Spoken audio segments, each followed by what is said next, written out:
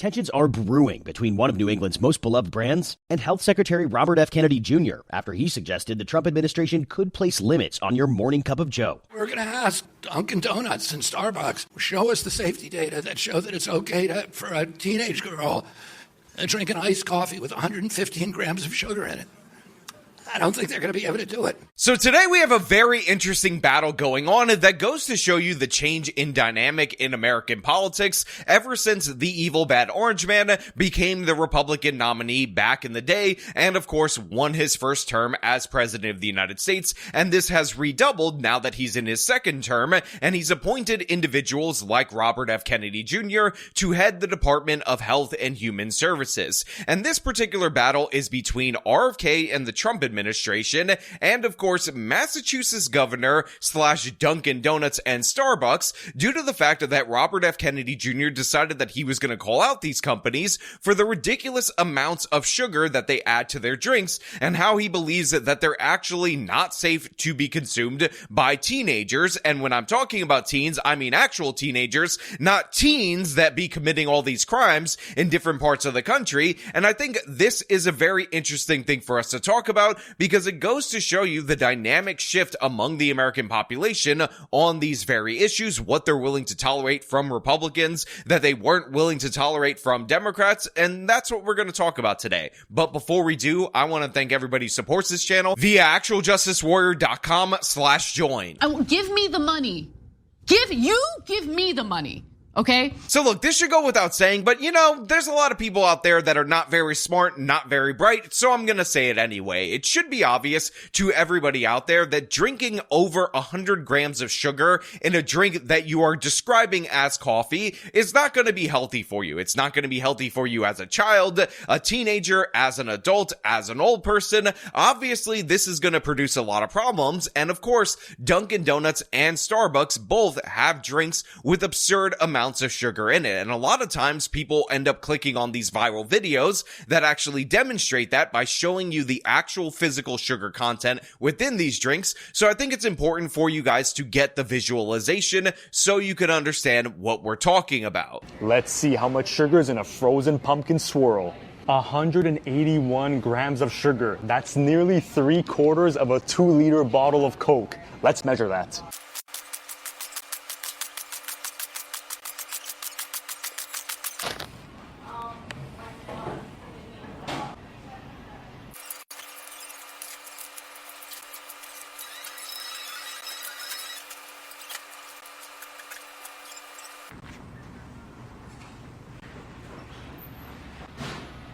So that's either 34 teaspoons or 51.5 cubes of sugar in this drink. Yeah, so to me, that is not an iced coffee with sugar or an iced pumpkin spice, whatever, with sugar in it. That is a sugar drink that has a hint of coffee in it. Like, the primary ingredient in there is obviously the sugar, the sweetener, and yes, this is not good for you, and probably one of the reasons why the American people are so fat and have so much high rates of diabetes is that a lot of people will consume this in the morning regularly, not realizing that this is essentially worse than having a chocolate or vanilla or even a cookies and cream milkshake every morning, because again, it is just loaded with absurd amounts of sugar. But the thing is, the response to this has been Governor Healy of Massachusetts posting this image, which depicts a Dunkin Donuts cup. It says, "Come and take it," and essentially what we're seeing right now is an inversion of what we've seen for decades in this country, where now the Democrats, who don't care about freedom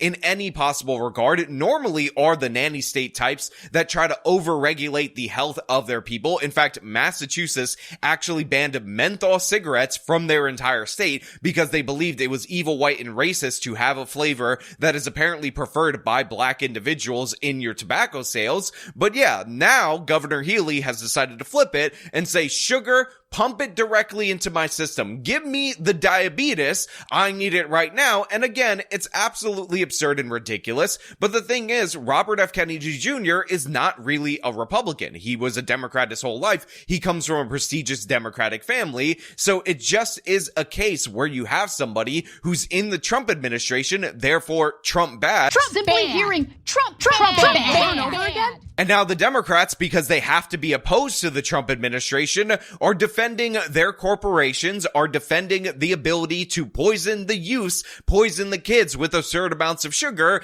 And yeah, this is one of the things where everything flips topsy-turvy. People forget about their principles, and we end up at this absurd position. And by the way, you can actually go to the comments under the CBS video to see a lot of people saying, small government indeed. Oh, why don't the Republicans crack down on Trump feeding that sports team McDonald's at the Oval Office, and all these other things in response to that again would usually be made by Republicans. Again, just jump back a couple of years to when Mayor Michael Bloomberg tried to institute a big gulp soda ban because he was like, you should not be able to buy these large drinks. You can't be trusted to make these choices. And if you want to buy this Sody Pops from the 7-Eleven, from the stores, then what you need to do is just buy 2 little Sody Pops. And Mayor Michael Bloomberg knows better than you how to run your life, so he wanted to initiate that ban. Now, of course, this was regarded as nanny state chicanery through and through. People ended up pushing back against it. There was supposedly a million Big Gulp march that was going to be in opposition to this,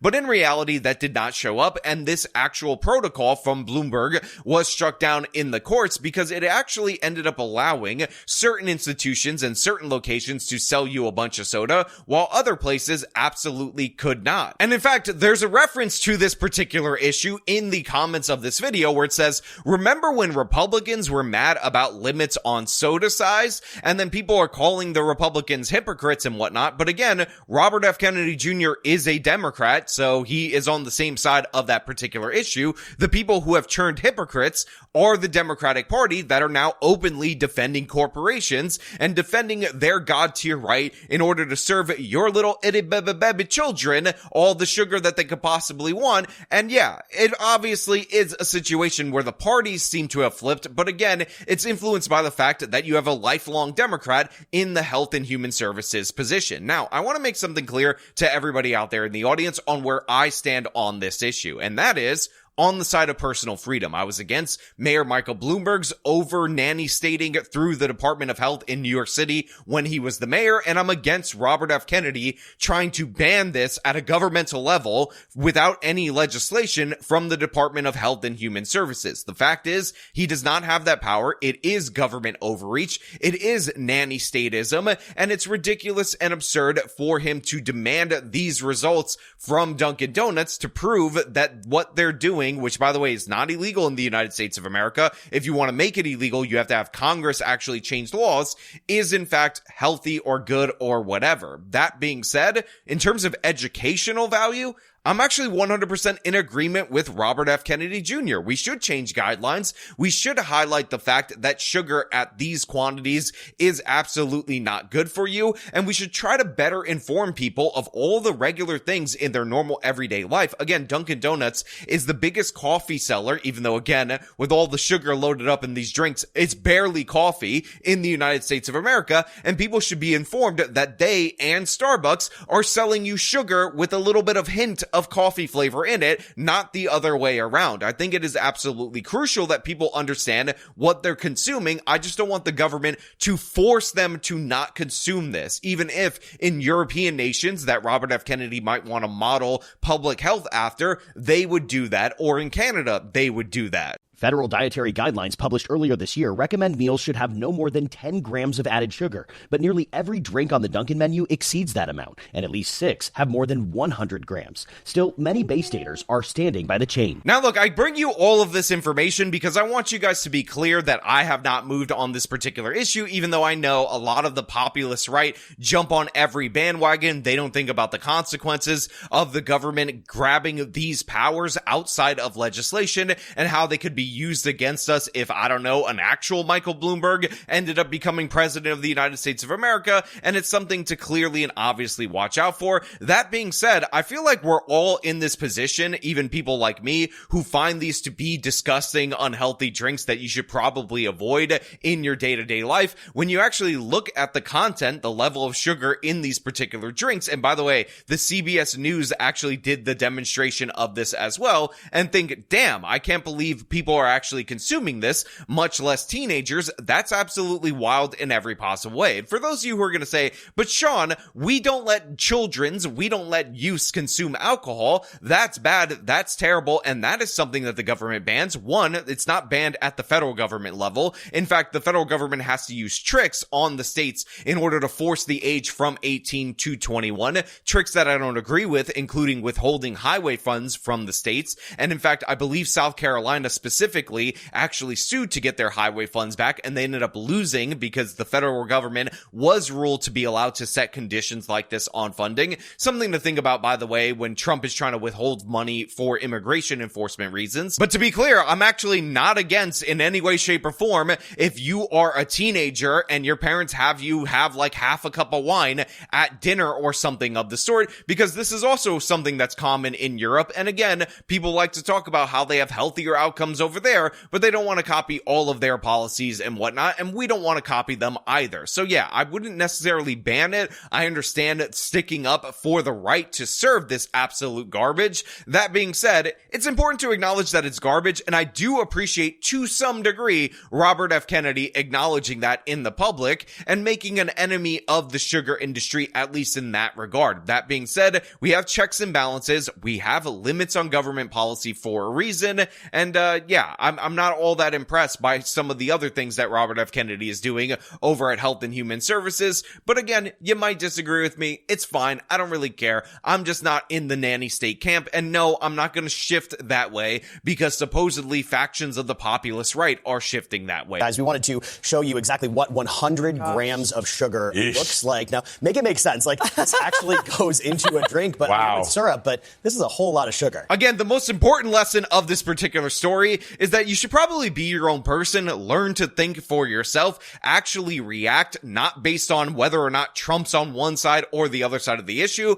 because this whole entire thing right here is a perfect example of that, a perfect distillation of that, where you have the Trump administration doing something, even though it's coming from a lifelong Democrat named RFK Jr., and then you have the Democrats reacting, defending the sugar for the teens, defending the Coca-Cola and the Dunkin Donuts and the Starbucks, and then you have all these people on the right attacking them, saying, no, the government shouldn't anti-state you, and it's just an absurd concoction of hypocrisy, and honestly, let us talk about it over a cup of coffee that's 95% sugar, and by the way, that pumpkin spice drink that I talked about earlier on actually contains no pumpkin, which may be the biggest crime of all time. But you know what? Those are just my thoughts. I want to know what you guys think down in the comments below. As per usual, if you like this video, show them by leaving a like, subscribe for more content, follow me on the social medias, support me via support links in the description of the video. This has been me talking about whatever the hell I was talking about. I already forgot the video topic. I need a pick me up. I need to go get that sugar. Till next time.